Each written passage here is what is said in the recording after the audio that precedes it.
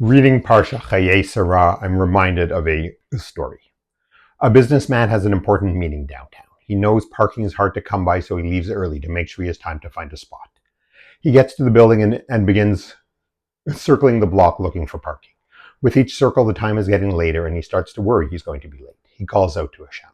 Hashem, if you help me find a parking spot, I'll begin keeping Shabbat. Just then, a parked car pulls out, opening up a spot right in front of him. As he pulls into the spot, he says to Hashem, "Never mind, I found a spot myself." Oh, how good we are at not seeing the hand of God in our lives. Why was I reminded of this? Because the Parsha contains a stark example of the exact opposite. Abraham dispatched his trusted servant Eliezer to find a wife for Yitzchak. When Eliezer arrives in Nahor, he calls out to Hashem, asking for help making his mission successful. He asks Hashem to arrange a very specific series of events that will show who is the right person to become Yitzchak's wife. And when that exact series of events unfolds, Eliezer doesn't say to Hashem, "Never mind, I found someone myself."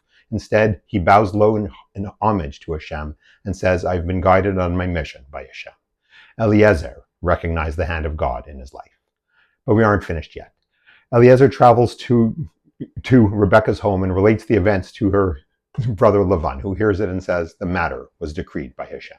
This is the same Lavan about whom we say at the Passover Seder is worse than Pharaoh. Even Lavan recognized the hand of God in his life when he sees it. Why is it so hard for us to see the hand of God in our lives? We like to believe our successes are due to our own efforts, but deep down we know that so much is beyond our control. If you train yourself to recognize the hand of God, you'll begin seeing it in the events of your life, the events of Am Yisrael, and Hashem will guide you in all that you undertake. Shabbat Shalom and Am Yisrael Chai.